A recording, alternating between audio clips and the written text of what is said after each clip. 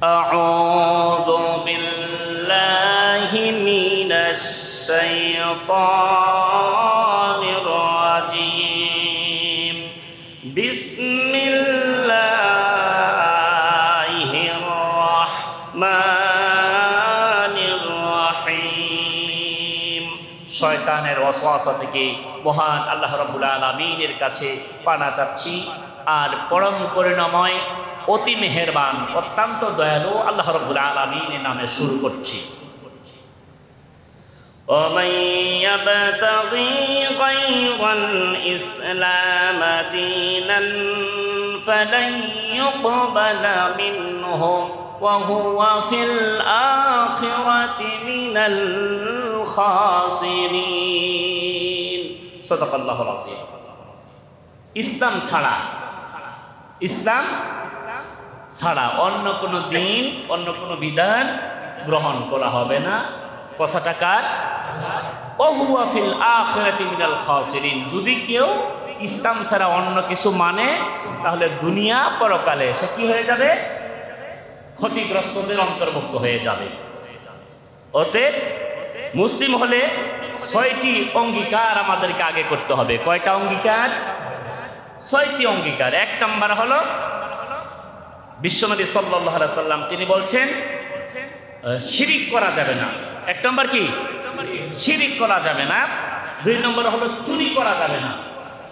৩য় নাম্বার কারো প্রতি মিথ্যা অপবাদ দেওয়া যাবে, ব্যভিচার করা যাবে, সন্তান হত্যা করা যাবে না। সৎ কাজে আদেশ আর অসৎ কাজে বাধা প্রদান করতে হবে। এই গুণগুলি যাদের মধ্যে থাকবে তাদেরকে এই ইসলামের শিক্ষাকে আল্লাহ পাক ফরজ করেছেন। কি করেছেন? রাসূলুল্লাহ সাল্লাল্লাহু আলাইহি ওয়াসাল্লাম তিনি বলেছেন খায়রুকুম মান তাআল্লামাল কুরআনা ওয়া আল্লামা। তোমাদের উপরে প্রত্যেকের উপরে আল্লাহ তাআলা কোরআনুল কারীমের ইলম শিক্ষা করা কি করেছেন? নফল। নফল। যারা বুঝেন নাই তাদের কাছে কি নফল না ফরজ? ফরজ থাকলে বলছি আল্লাহু আকবার, আল্লাহু আকবার। প্রিয় ভাইরা, এই ইলম শিক্ষা করার জন্য আল্লাহ তাআলা রাসূলকে অর্ডার করলেন, রাসূল আপনি বলেন। আল্লাহ রাসূল শুনিয়ে দিলেন। এইবার আমরা যে কালিমা পড়েছি, হ্যাঁ আমরা কি পড়লাম? কালিমা পড়লাম। এই কথাগুলি যারা স্বীকৃতি দিয়ে দিবে তারা এই কাজগুলি করার পরে তারা কালিমা পড়েছে। আমরা কালিমা গ্রহণ এবং কালিমা বুঝা আমরা আগে গ্রহণ করেছি, তারপরে বুঝেছি। মনে আছে না নাই? কালিমা গ্রহণ করার পরে কি কি কথা কালিমায় বলেছি আমাদের সকলের স্মরণে আছে না? কালিমার ভিতরের কথাগুলি মনে আছে তো? লা ইলাহা ইল্লাল্লাহ, এটাই হলো মূল। মুহাম্মাদুর রাসূলুল্লাহ। লা ইলাহা, আর কারো দাসত্ব করব না, গোলামি করব না, কারো আইন মানব না, ইল্লাল্লাহ, আল্লাহর আইন ছাড়া। এ হলো কালিমার স্বীকৃতি। আপনি আর আমি এটা মুখে বলেছি, অন্তরে বিশ্বাস করেছি, আমরা হয়ে গেলাম কি? মুসলমান। এবার কেন কালিমা পড়ে মুসলমান হয়েছি? প্রশ্ন হলো কেন কালিমা পড়ে মুসলমান হলাম? এইবারের জবাব হলো আল্লাহ রাব্বুল আলামিন বললেন, হে রাসূল আপনি শোনান, তাদেরকে বলেন কেন তারা মুসলমান হয়েছে। আল্লাহ পাক বলছেন ইন্নাদ-দীনা ইনদাল্লাহিল ইসলাম। আল্লাহ বলেছেন নিশ্চয়ই আমার বিধান হলো কেবলমাত্র আমার পক্ষ থেকে সংবিধান, আমার পক্ষ থেকে আইন ও কানুন। হে নবী আপনার উম্মতের জন্য আমি দিলাম, এটা মনোনীত করলাম। এর জন্য আমার দিনটাকে গ্রহণ করতে হবে, আমার দিনটাকে তাদেরকে মানতে হবে। এই জন্য যারা মানবে তারাই হলো মুসলমান। যারা মানবে তারা মুসলমান। তারপরে যদি এই মুমিনদের আমরা আবার প্রশ্ন করি, যদি এই মনোনয়নপত্র গ্রহণ না করে তাহলে কি হবে? প্রশ্ন আবার এইটা যদি আমরা গ্রহণ না করি, এই যে আল্লাহ দিছে, আল্লাহ বলছে এটা মনোনয়ন করলাম, তোমাদেরকে আমি দিলাম, এটার বাইরে যাবে না। যদি যায় তাহলে কি হবে? আল্লাহ পাক আবার রাসূলকে বললেন, হে রাসূল আপনি শোনায়া দেন যারা এর বাহিরে যাবে, ومن يبتغي غير الإسلام دينا فلن يقبل منه وهو في الآخرة من الخاسرين। এই কথা আল্লাহ পাক বললেন, ومن يبتغي غير الإسلام دينا فلن يقبل منه, ইসলাম ছাড়া অন্য কিছু গ্রহণ করা হবে না।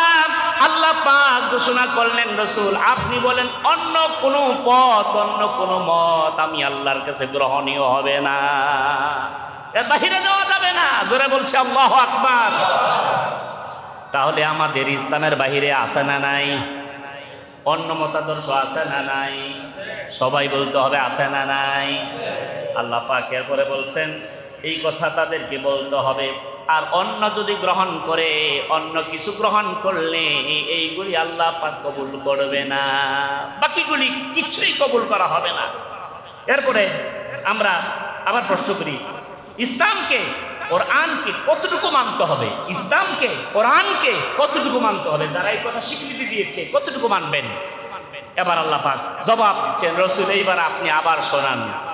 আফাতুমিনুনা বিবাদিল কিতাবি ওয়া তাকফুরুনা বিবাদ, কোরআনের কিছু অংশ বাদ দিয়া কিছু অংশ মানা যাবে না, পুরাটাই মানতে হবে।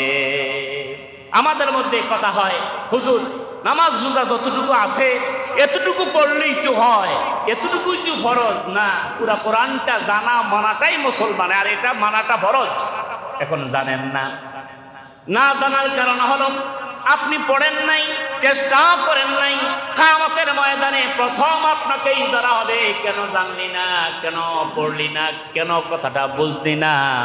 এর জন্যই আমার দাওয়াত হলো আল কোরআন পড়ো, বুঝো, তা দিয়ে আমল করো, জীবন গঠন করো। এটা আমার বক্তব্য। এটা পড়তে হবে, বুঝতে হবে, মানতে হবে। নাম কি? কোরআন। নাম কি? কোরআন। আমার ভাইয়েরা, এরপরে আমাদের প্রশ্ন হলো তাহলে এখন আমাকে কি করতে হবে? এইবার আমার প্রশ্ন হলো কি করতে হবে? প্রশ্ন করলাম কোরআন তুমি বলো এখন এই মুহূর্তে আমার কি করণীয়? কোরআন জবাব দিয়েছেন, ইয়া আইয়ুহাল্লাযীনা আমানু দুখুলু ফিস-সিলমি কাফা, একটু না, পুরাটা মানো, পরিপূর্ণভাবে কোরআনের ভিতরে, ইসলামের ভিতরে প্রবেশ করো। জোরে গন্না সুবহানাল্লাহ। তাহলে কোরআন কিছু অংশ বাদ দিয়ে কিছু অংশ মানলে চলবে? জান্নাতে যাইতে গেলে কি করা লাগবে? পুরাপুরি ঢুকা লাগবে। কোথায় ঢুকবেন?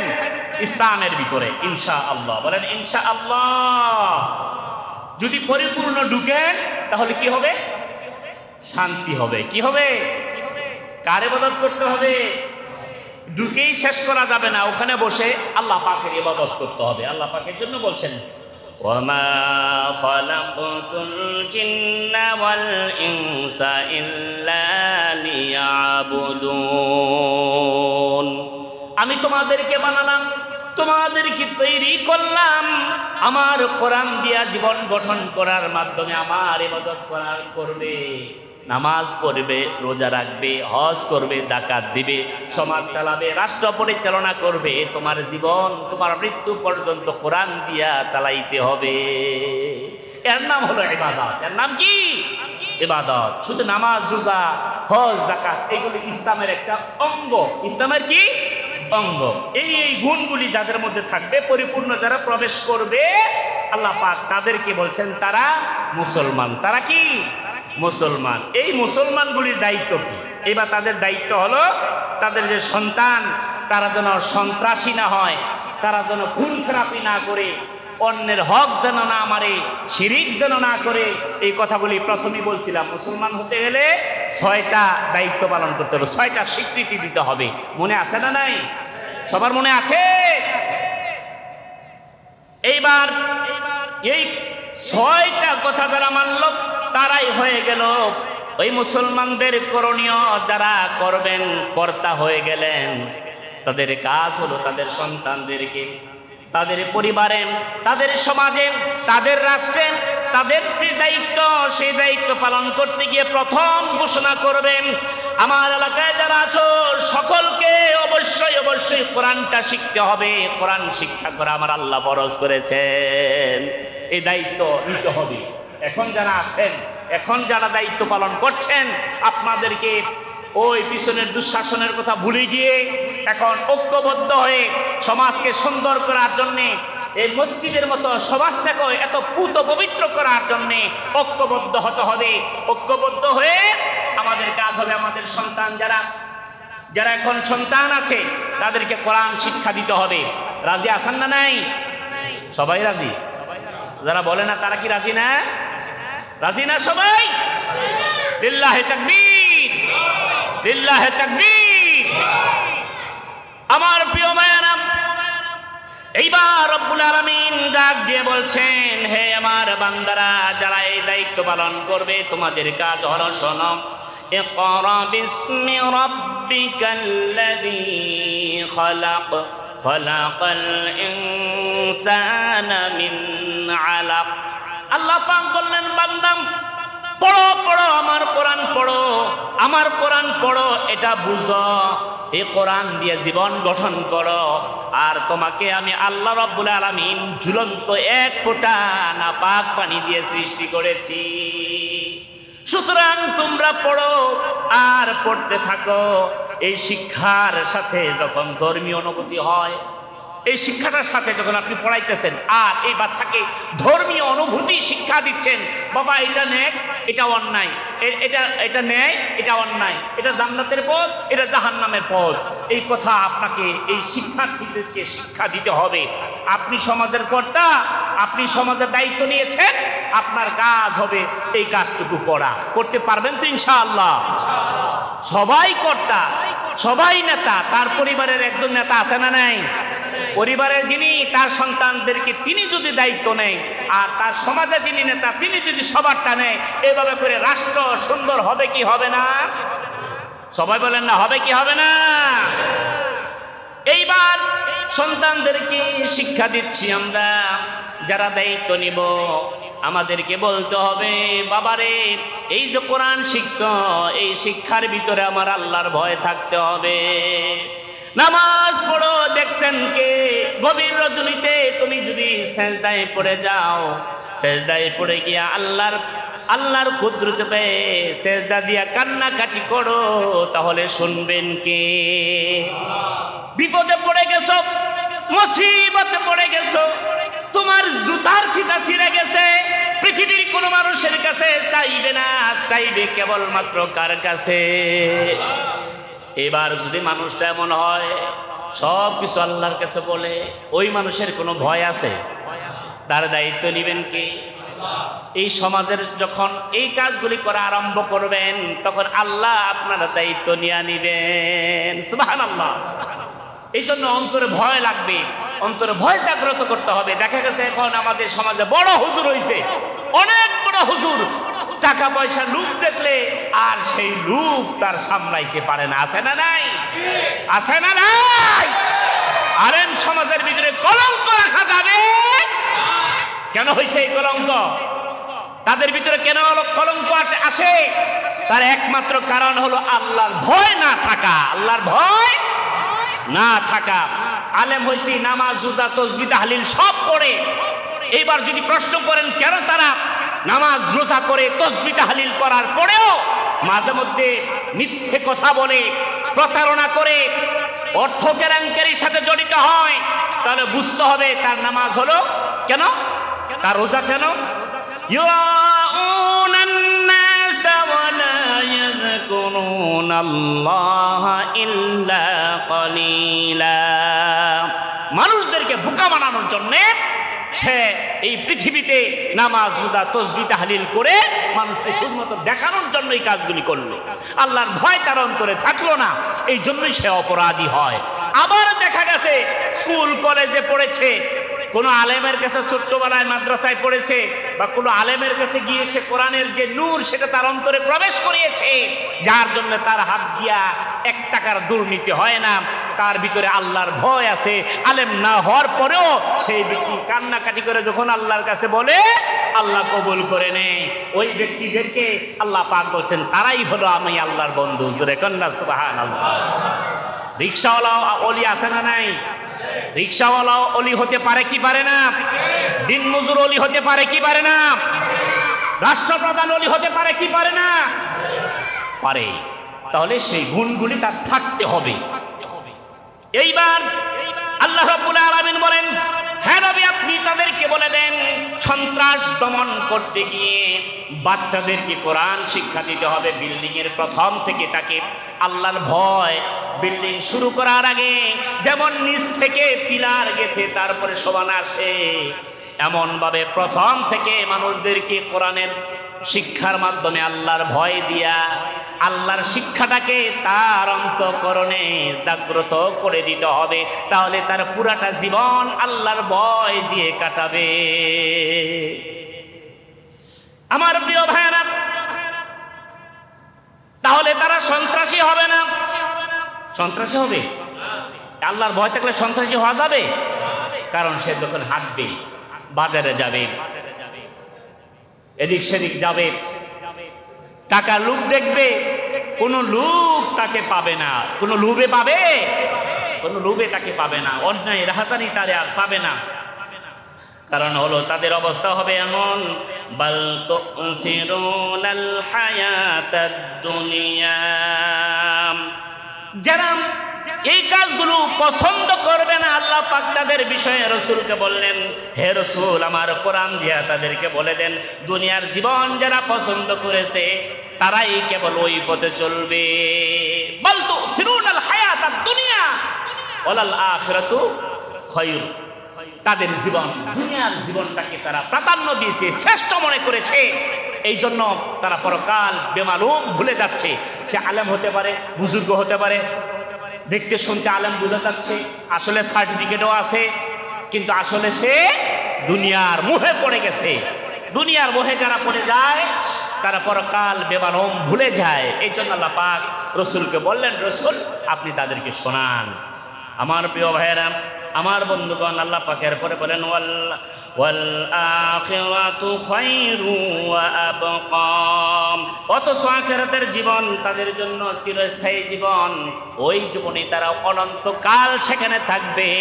আসলে তারা দুনিয়ার জন্য পাগল যারা, অন্যায় রাহাজানি করে যারা, অপরাধী হয় যারা, তারা পরের কালের কথা ভুলে যায়। এজন্য আমি বলি আখিরাতে জান্নাত পাবে সেই মুসলমান, দুনিয়াতে যারা মানে কোরআনের বিধান। ঠিক না? আখিরাতে জান্নাত পাবে সেই মুসলমান, দুনিয়াতে যারা মানে আল্লাহরই বিধান। সেথায় দুধ মধু আর মিঠা পানি, শরবতের নহর, যত ইচ্ছে পান করিবে পড়বে না कहर। তার সাথে খাদেম পাবে লাখো হুরগালমান, আখিরাতে জান্নাত পাবে সেই মুসলমান, দুনিয়াতে যারা মানে কোরআনের বিধান। মানতে রাজি আছি সবাই? এই কোরআন মানলে, এই কোরআন বুঝলে আমার আল্লাহ ডাক দিয়ে বলছেন, বান্দারা তোমাদের সমাজ সুন্দর হয়ে যাবে, তোমাদের পৃথিবী সুন্দর হয়ে যাবে। আর এই সমাজ আল্লাহ নবীর সেই সমাজকে মনে করায়া দিবে, যে সমাজ আল্লাহ পাক আল্লাহ রসুলকে স্বর্ণযুগে ভূষিত করেছেন, সেই স্বর্ণযুগ আবার হয়ে যাবে। মুসলমানের পুত পবিত্র যদি হয়, মসজিদ যেমন পুত পবিত্র, তাদের সমাজ যদি এরকম পুত পবিত্র করতে পারে, পরিবার যদি করতে পারে, আল্লাহ পাক তাদেরকে সেই সোনালী সমাজে আগের মতন আবার পরিণত করে দিবেন। জোরে বলেন সুবহানাল্লাহ। এই জন্য যারা নেতৃত্বে দিবে তারা ডাকবে ওমান দাবি দাওয়াতিল জাহিলিয়াত, জাহিলিয়াতের দিকে ডাকবে না। যারা জাহিলিয়াতের দিকে ডাকবে ফাহুয়া মিন জুথা জাহান্নাম, তার জাহান্নামের দিকে ডাকা হবে। যে কোরআন দিয়া ডাকলো না, যাবে কোথায়? জোরে বলেন। এই জাহান্নাতে যারা কোরআন দিয়ে ডাকবে না, তারা জাহান্নামের রাস্তায় ডাকলো। আর যারা জাহান্নামের রাস্তায় ডাকবে আল্লাহ পাক তাদেরকে জাহান্নামের কিনারায় পৌঁছে দিবেন। এই জন্য আমাদের সকলকে আজকে আমরা একটু খেয়াল করে দায়িত্বটা বহন করব। আমাদের দায়িত্ব হলো, আমাদের করণীয় হলো, আমরা ডাকবো, সন্তানদেরকে শিক্ষা দিব, ও আমার সন্তানেরা আসো, কোরআনের দিকে আসো, কোরআন দিয়া বুঝো, কোরআন পড়ো। এই কোরআনের কি আল্লাহ ঘোষণা করেছেন তার ভিতরে তা অনুসরণ করা আমার আল্লাহ ফরজ করেছেন। সুতরাং এদিক সেদিক হওয়া যাবে না, অন্যায় করা যাবে না। আল্লাহ পাক এজন্যই বলছেন সর্বস্তরে ইনসাফ তখন তোমাদেরকে আমি আল্লাহ কায়েম করে দিব। জোরে কন্যা সুবহানাল্লাহ। এই কথা যারা মান্য করবে আল্লাহ পাক বলছেন আল্লাহু ইয়া'মুরু বিল আদলি ওয়াল ইহসান। আমি আল্লাহ অর্ডার করলাম, তখন এই সমাজ, এই রাষ্ট্র আমি আল্লাহ ইসলাম দিয়া ভরে দেব। এখন তো আমাদের সমাজে ইসলাম আছে না নাই? অতটুকু আছে, অল্প কিছু আছে, নামাজে আছে, রোজায় আছে, হজে আছে, জাকাতে নাই। আছে জাকাত সামান্য, জাকাত ঠিকঠাক মতো দেই, শিরক আছে না নাই? তাহলে বোঝা গেল আমরা সবাই এখনো প্রকৃত মুসলমান হতে পারি না। তার কারণে সমাজে, পরিবারে, রাষ্ট্রে সন্ত্রাস তৈরি হয়। এই সমাজটাকে সুন্দর করতে গেলে কোরআন লাগবে। এই সমাজটা, পরিবারটা সুন্দর করতে গেলে তাদেরকে চরিত্রবান হওয়া লাগবে। যারা পরিচালনা করবে তাদের চরিত্র কোরআনের চরিত্র লাগবে।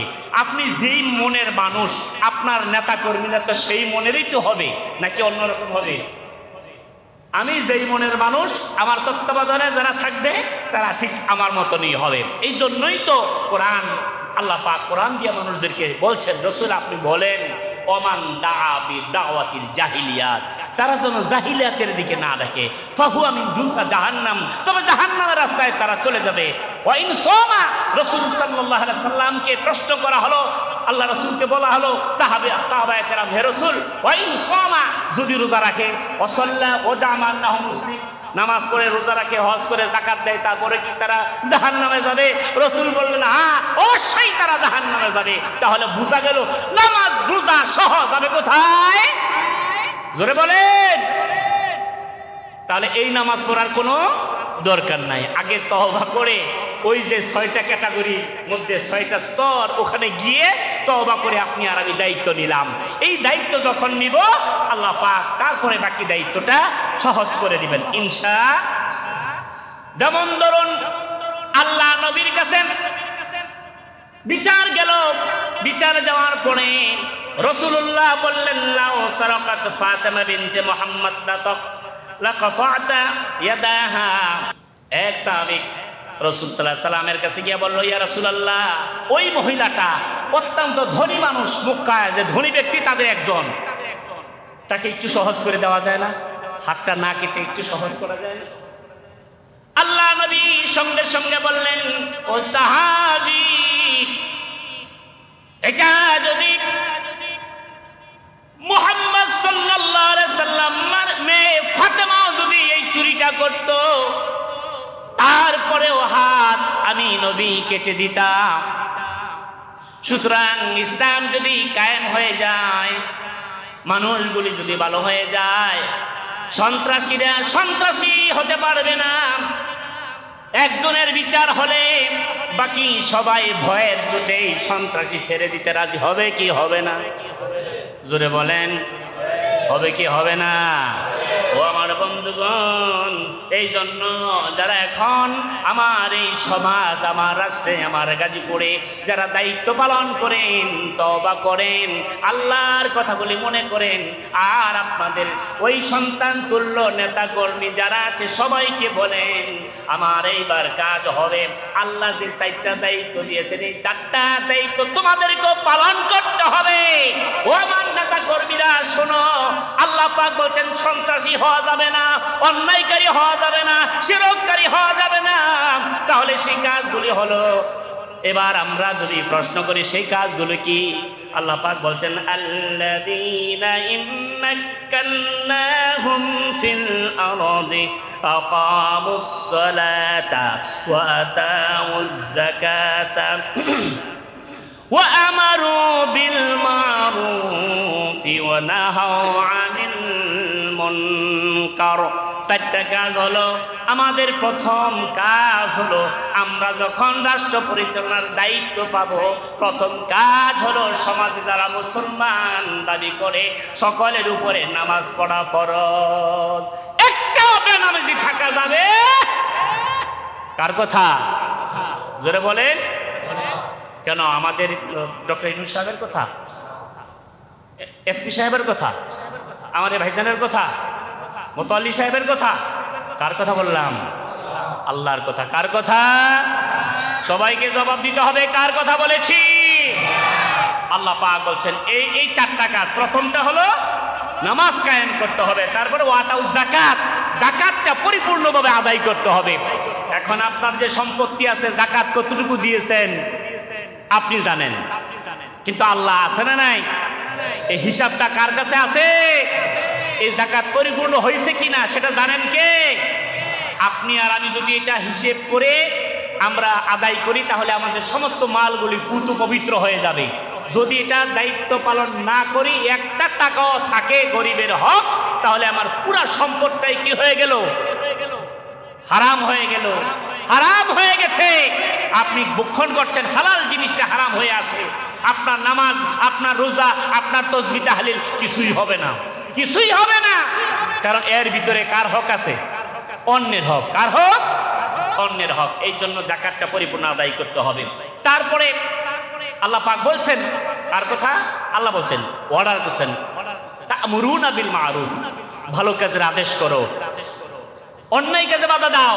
এবার আপনার সাথে সঙ্গী সাথী যারা আছে সকলকে একসাথে নিয়ে যখনই আপনার এই ব্যক্তিদের সামনে অপরাধ সংগঠিত হবে, একজনে ফোন করে বলে দিলে, প্রিয় ভাই আমার, নেতাজি আমার, এমুক এলাকায় অপরাধ হচ্ছে, আমাদের বাকি ভাইদেরকে পাঠিয়ে দেওয়া হোক। সমস্ত ভাইয়েরা আসবে, হাত দিয়ে দুই হাত ঐক্যবদ্ধ করে অন্যের বিরুদ্ধে যখন দাঁড়িয়ে যাবেন, আপনার এই ভাইয়েরা যখন শুনলো অন্যের বিরুদ্ধে আপনি দাঁড়িয়ে গেছেন, আর যারা দেখলো, আর তারা কি অপরাধ করতে পারবে? অপরাধ করার সাহস করতে পারবে কেউ? সব আপনারই, যারা অন্তর যাদের ভালো, পরকাল যারা চায়, সবাই আপনার জন্য হয়ে যাবে। আল্লাহ যেন সকলকে কবুল করে, বলছে আমি। অন্যায় কাজে বাধা দিলেন, ভালো কাজগুলি করার জন্য উৎসাহিত করলেন, ডাক দিয়ে বললেন, ও আমার সমাজের লোকেরা, ও আমার দেশবাসী, আমাদের সাথে আসুন। আল্লাহ পাক বলছেন অন্যায় কাজে বাধা দেওয়ার জন্যে, ভালো ভালো কাজগুলি করার জন্যে। এই কাজ যখন করবেন তখন আপনার আর আমার সমাজে কোনো সন্ত্রাসী আর হওয়ার সুযোগ থাকবে না। থাকবে?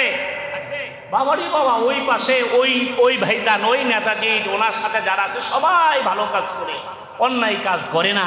অতএব তারা যদি শোনে আমার শেষ, ভয়ের চোটে হলেও অপরাধী আপনার এলাকা থেকে পালিয়ে যাবে। হয়তো ভালো হবে, নয়তো পালাবে। এটা চাই কি চাই না? জোরে বলেন, চান কি না? এরপরও যদি অপরাধ করে, আল্লাহ পাক বলছেন, আমার কথা নয়, শুনুন, আপনার এই কাজগুলি করার পরেও যদি সে অপরাধ করে, ওই ব্যক্তিটাকে আইনের আওতায় আনবেন। কিভাবে? আমার কথা না, আল্লাহর কোরআনুল কারীমে বলছেন, সূরা মায়েদা আয়াত নাম্বার 33, ইন্নামা জাযাউল লাযীনা ইউহারিবুনাল্লাহা ওয়া রাসূলাহু ওয়া ইয়াসআউনা ফিল আরদি ফাসাদান আন ইউকাত্তালু আও ইউসাল্লাবু আও তুকাত্তা'a আইদিহিম ওয়া আরজুলুহুম মিন খিলাফ। আল্লাহ রাব্বুল আলামিন ডাক দিয়ে বলছেন, আমার বান্দারা, আও ইয়ানফাউ মিনাল আরদি যালিকা খিজয়ুন ফিদ দুনিয়া ওয়া লাহুম ফিল আখিরাতি আযাবুন আযীম। ও আমার লোকেরা, শোনো শোনো, যারা মুসলমান হয়েছ, দায়িত্ব যারা পালন করে আরম্ভ করেছ, সকলকে বলছি, শোনো, যারা চুরি করবে, সন্ত্রাসী করবে, অপরাধ যারা করবে, ও আল্লাহর বান্দারা, ও শাসকেরা তাদেরকে ধরবে সমাজের মধ্যে, ওই এলাকায় ধরার পরে তাদের একদিকের হাত আরেক দিকের পা কেটে দিবে আর এইভাবে করে তাদেরকে শাস্তি দিবে তোমরা। একদিকের হাত আরেক দিকের পা, ডান হাত যদি কাটা হয় বাম পা কাটতে হবে, বাম পা যদি কাটা হয় ডান পা কেটে দিতে হবে। এইভাবে যদি কেটে দেওয়া হয় গাজীপুর চৌরাস্তায় এমন একটা বিচার করা হয়, ও আল্লাহর বান্দারা আপনারা বলুন তো আর কেউ কি অপরাধ করবে এর দুঃসাহস করার ক্ষমতা তার থাকবে নাকি? জোরে বলেন থাকবে? হারিয়ে যাবে তাদের এই ক্ষমতা, অপরাধ এই সমাজ থেকে হারিয়ে যাবে। এরপরে এই শাস্তি শুধু শেষ নয়, অথবা তাদের কি করা হবে, একদিকের হাত আরেক দিকের পা, এটা একটা শাস্তি। আরেকটা শাস্তি হলো তাদেরকে শুলে চড়ানো হবে, হত্যা করে লটকিয়ে রাখা হবে, সুটকি হয়ে যাবে। মানুষগুলি দেখবে এই যে অপরাধ করার কারণে এই লোকটাকে টানিয়ে রাখা হলো, এই অপরাধ করার কারণে এই লোকটাকে জয়দেবপুর চৌরাস্তা অথবা এই কুটঙ্গী কলেজের সামনে বিশাল আয়োজন করে লটকিয়ে রাখা হলো। এই অপরাধ আর করা যাবে না। এই পা এই হাত এই মৃত্যু যখন দেখবে আল্লাহর কসম একটা সন্ত্রাসীও আর পাওয়া যাবে? পাওয়া যাবে? আপনারা কি বলেন? যারা বলেন নাই কি পাওয়া যাবে? হে হোসেন মার্কেটের এলাকার ভাইরাম, ও আমার বাবা তুল্লা মুরব্বীরাম, ও যুবক ভাইরাম, তাহলে আমাদেরকে সকলকে দায়িত্ব পালন করতে হবে। সন্ত্রাসী হওয়া দেওয়া যাবে না। সন্ত্রাস যেন না হয় তার জন্য আল্লাহর কোরআনের শিক্ষা এই সমাজে কায়েম করার দরকার আছে না নাই? আমার বন্ধুগণ, আমার ভাইরাম, আর তাদের জন্য আল্লাহ পাক বলছেন ওয়ালাহুম ফিল আখিরাতি আযাবুন আযীম। আল্লাহ ডাক দিয়ে বলছেন এখানেই শেষ নয়, দুনিয়াও শেষ, পরকালেও তাদের জন্য বিশাল পীড়াদায়ক শাস্তি আমি আল্লাহ রেখে দিয়েছি। অতএব বন্ধুগণ, আমার ভাইরা, এই সমাজে আপনি যদি বেঁচে থাকেন, পরকাল যদি সাজাইতে চান, তাহলে এক নাম্বার আমাদের কাজ করতে হবে, কোরআন শিখতে হবে। আর যারা কোরআন নিয়ে গবেষণা করবে, কোরআনটা মানবে, কোরআনটা পড়বে, তাদেরকে যখন আপনি আপন করে নিবেন, যারা দেখানো নয় উপর দিয়া বড় আলেম, ভিতরে ঠন ঠন কিছুই মানে না, এই ধরনের কাজ যারা করে তাদের সাথে কোনো সম্পর্ক রাখা যাবে? দেখতে মুসলমান মানুষের মতো, কাজ করে জানোয়ারের মতো, এরা মানুষ নয়, মানুষরূপী পশু, ঠিক কি না? আল্লাহ পাক আমাদের সকলকে এই কোরআনুল কারীমের ইলম অর্জন করার তৌফিক দান করে, বলছে আমিন।